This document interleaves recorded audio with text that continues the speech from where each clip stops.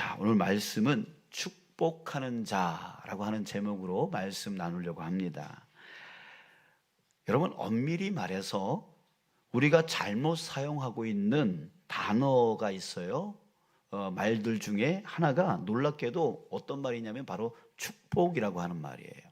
잘못 사용하고 있는 단어 중에 하나가 바로 축복이라는 단어라는 거예요.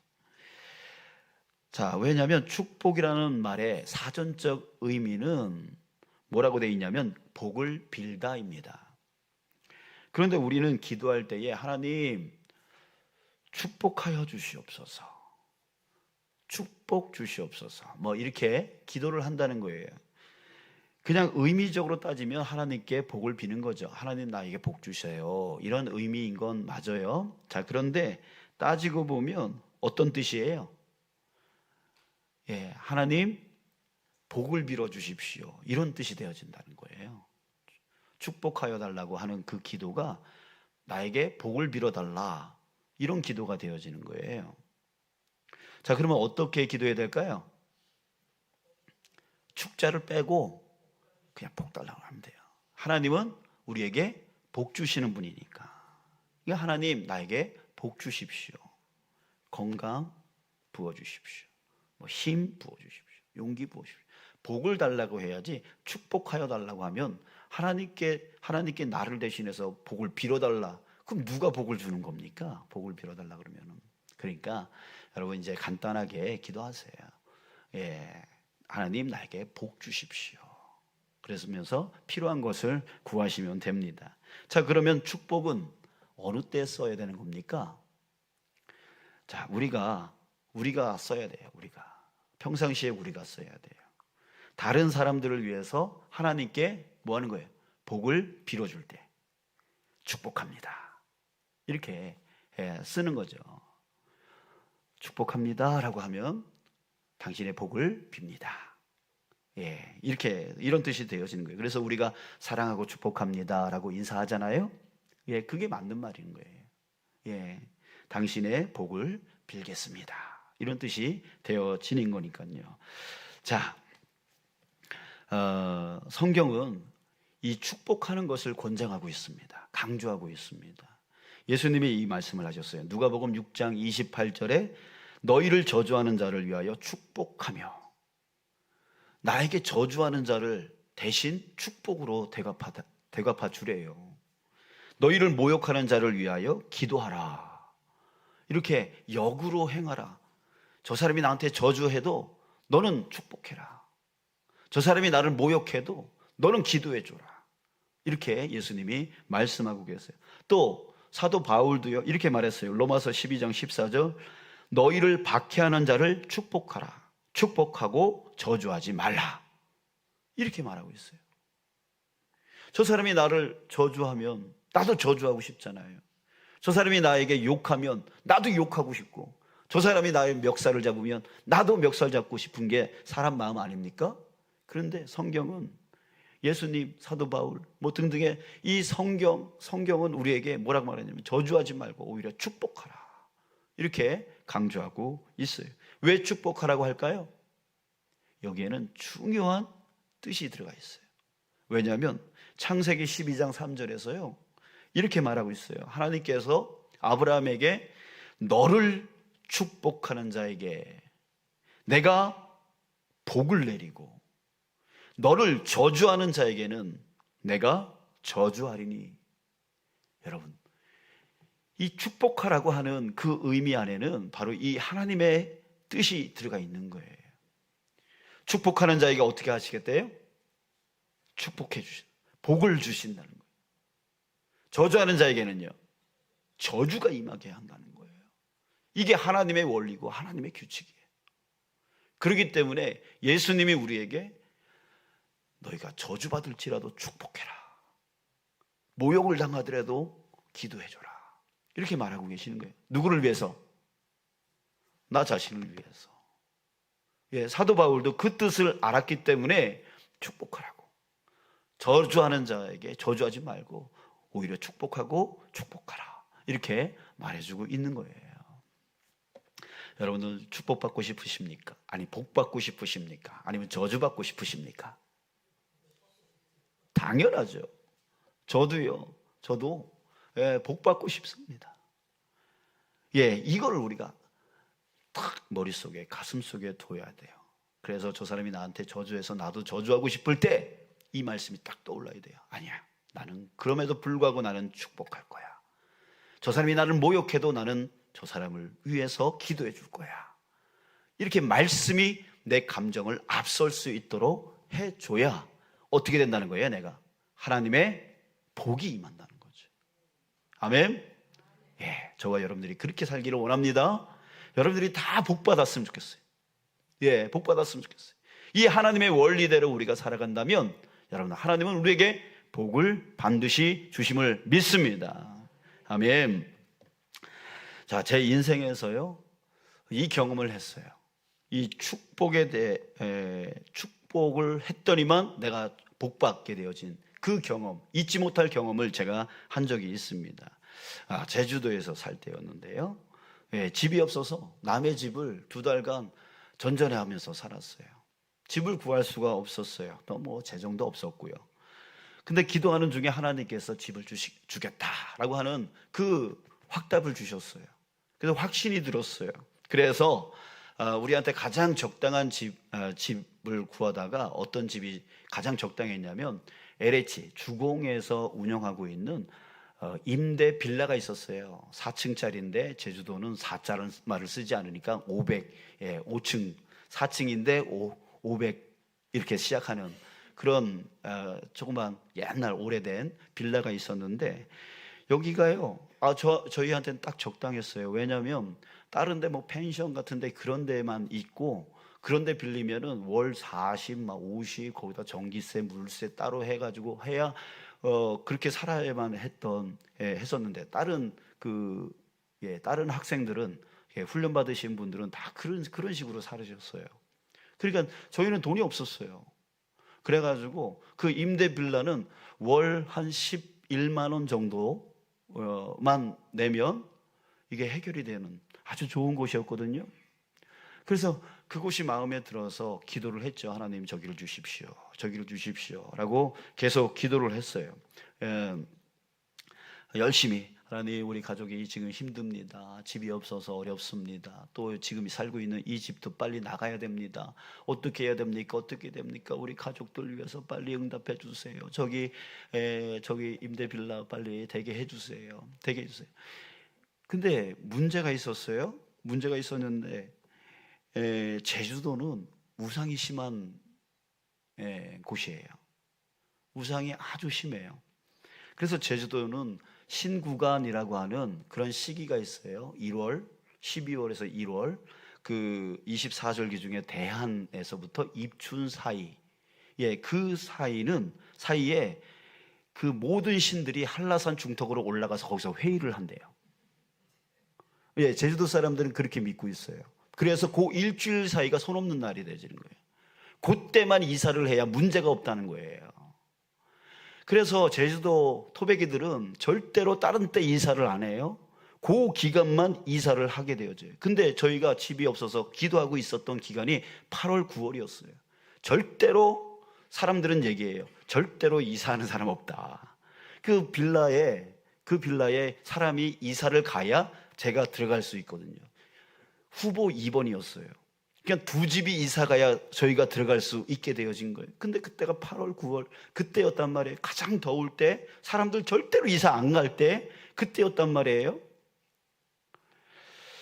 자, 그런데 확신을 주셨잖아요. 믿고 의지하고 계속 기도를 했죠. 하나님, 우리 가족 힘들어요. 그러면서 계속 달라고 기도를 했죠. 자, 그런데 어느 날 양심의 가책이 생겼어요. 왜냐하면 나조차고 저기서 살고 있는 사람들을 내쫓는 기도가 되어지는 거잖아요.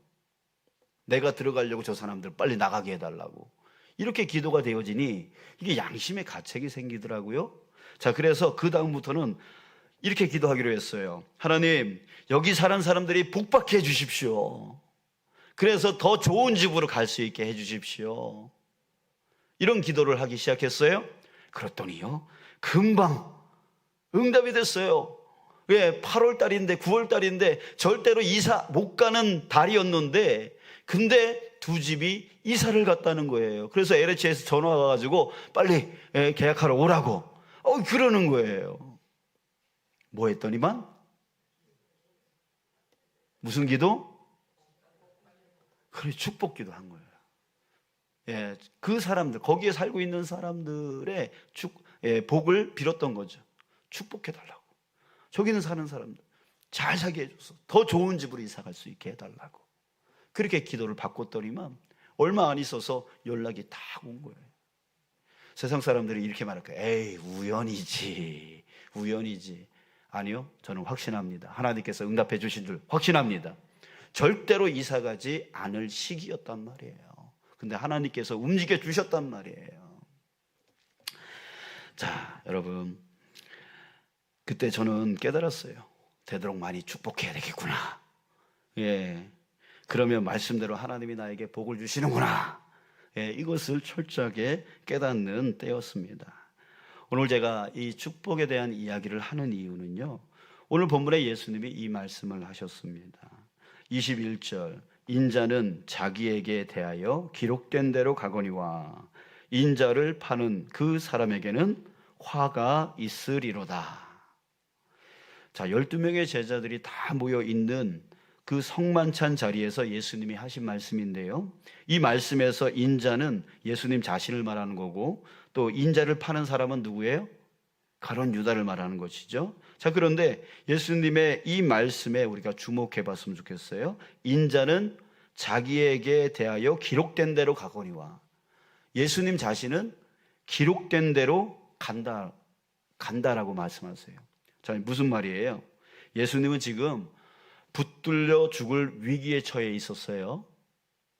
그러면 붙들려 죽을 위기에 있는 사람은 어떻게 해야 돼요? 피해야죠. 도망가야죠. 숨어야죠. 그런데 예수님은 그런 분이 아니라는 거예요. 붙들려 죽을 그 위기 가운데 예수님은 어떻게 하는 거예요? 기록된 대로, 성경에 예언한 대로 어디로 가야 돼요? 십자가로 가시는 거죠. 그러니까 누가 팔지 않더라도 예수님은 결국 어디로 가요? 십자가로 가는 거예요. 그런데 하필이면 누가 거기에 개입된 거예요? 가룟 유다가 개입된 거죠. 예수님은 기록된 대로, 예언대로 어차피 십자가로 가시는 분인데 하필이면 가룟 유다가 거기에 개입해서 자기가 어찌어찌 하려고, 자기가 어떻게 바꾸려고 그 욕심을 부리다가 결국은 예수님은 어차피 가는 그 길에 개입해가지고 인자를 파는, 예수님을 팔아버리는 그 악을 저질렀던 거예요. 그래서 결국 예수님이 뭐라고 한다고요? 인자를 파는 자는 화가 있으리로다. 결국 화를 받게 되어지는 그 일이 되어지는 거예요. 여러분, 세상의 주관자는 사람입니까? 사람들이 세상을 주관하고 이끌어가고 있습니까? 아니라는 거예요. 여러분, 세상을 창조하신 분은 바로 여호와 하나님이시고 그 하나님께서 지금까지 또한 앞으로 영원히 이 우주 만물을 통치하시고 이끌어 나가십니다. 여러분들 믿으십니까? 여러분들 이 믿음이 우리 안에 꽉 차 있어야 될 줄 믿습니다. 그래요. 그렇기 때문에 여러분, 사람이 어찌어찌 한다고 해서 그 일이 이루어지는 것이 아니라 사람이 아무리 계획할지라도 그것을 이루시는 분은 바로 하나님이시는 거죠. 그러니까 내가 그 사람을 저주하지 않더라도, 내가 그 사람을 비난하지 않더라도 그 사람이 정말 잘못했다면 그 하나님께서 그거에 합당한 길로 끌고 갈 거라는 거예요. 그러니까 거기에 내가 들어갈 필요가 없어요. 내가 들어가서 어찌어찌 하려고 저주하고 비난하고 비판할 필요가 없는 거예요.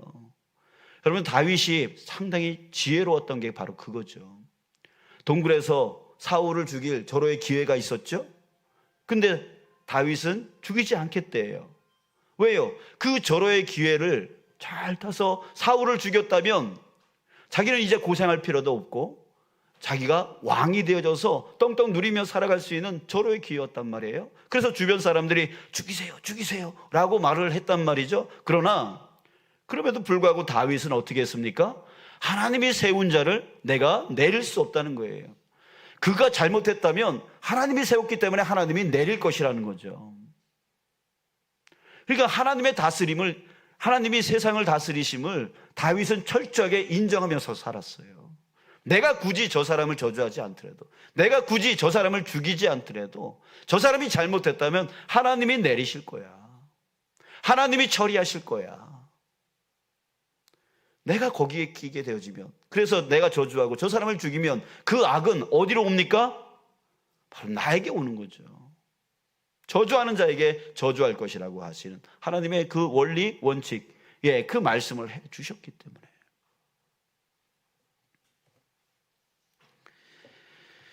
자, 여러분,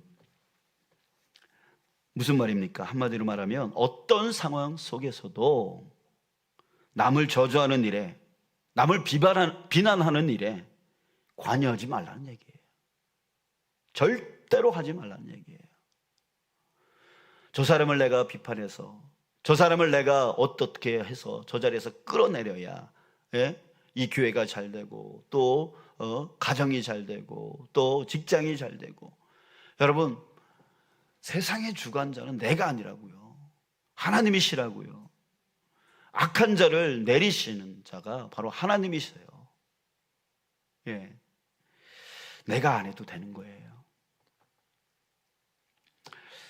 우리가 다윗과 같이 그렇게 할 만한 상황 속에 있더라도, 그렇게 해도 될 거라는 생각이 들지라도, 그럼에도 불구하고 우리는 절대로 저주에서는, 비난에서는 안 되는 거예요.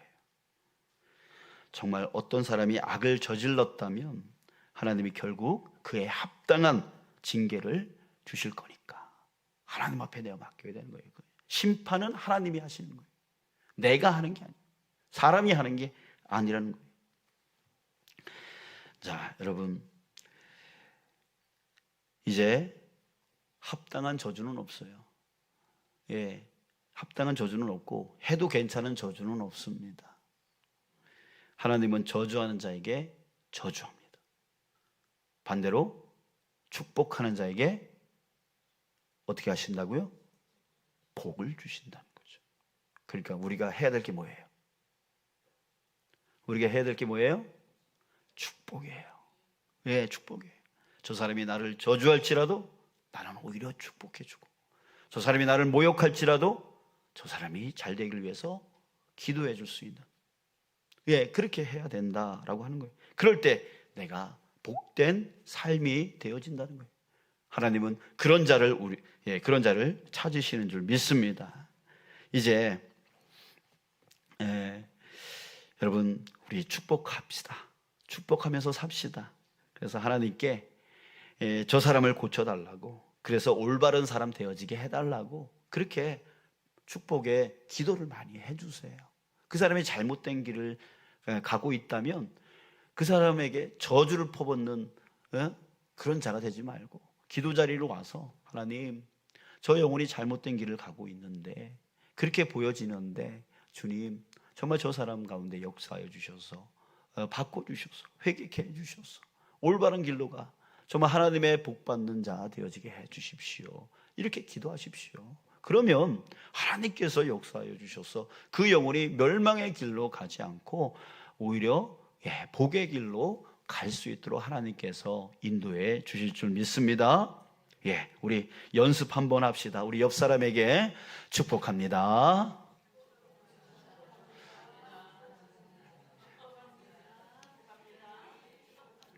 자, 여러분,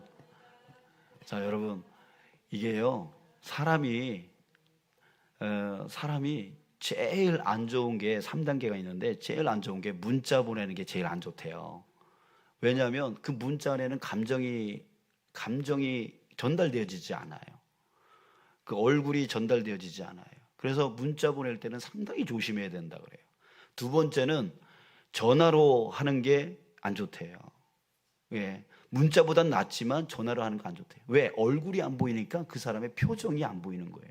그 표정, 사람은요 이 말을 귀로 듣는 게 아니에요. 뭘로 들으냐면 이 사람의 얼굴을 보면서 듣는 거예요. 그래서 이 사람의 얼굴이 찡그린 얼굴로 말하고 있을 때 그 말을 해석해내요. 아, 이 사람이 지금 농담으로 이 말을 하고 있구나라고 하는 것을 그 얼굴을 통해서 말을 이해하게 되어지는 거예요. 근데 얼굴이 안 보여요. 이게 문자가 너무 힘든 거죠. 그러니까 이해하기가. 그러니까 교회에서 공지할 때 이런 일이 있습니다라고 공지할 때만 문자로 하고, 그 다음에 감정을 표현하려면 거기다가 그냥 웃는 얼굴 막 그려놓고 막 이런 거 많이 써야 돼요.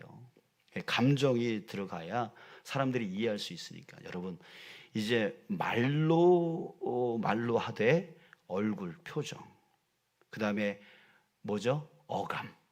강아지가 사람 말 듣습니까? 사람 말 알아듣습니까? 예? 알아들어요? 똑똑하네 그게. 예? 여러분들 강아지는요, 걔는 사람 말을 알아듣는 게 아니라 그 주인의 어감을 알아듣는데요. 어감을 알아듣는데요. 그래서 하지마라고 하는 그 말을 하지마 이러면 절대로 안 듣는다는 거지. 그 어감을 듣기 때문에. 그래서 하지마라고 할 때는 단호하게 하지마 라고 해야 하지마를 듣는 게 아니라 그 어감을 듣고 얘가 순종한다는 거예요. 그러니까 우리 사람도 역시 마찬가지. 말을 알아듣지만 그 어감을 통해서 말이 해석되어질 수 있어요. 좋은 말을 해도 신경질 나는 톤으로 좋은 말을 해보세요. 그게 좋은 말로 들리는지. 그잖아요. 그러니까 옆 사람 보면서 이렇게 하지 말고 얼굴을 보고 웃는 얼굴로 다소곳하게 뭐하자? 축복합니다. 시작. 축복합니다. 그래요.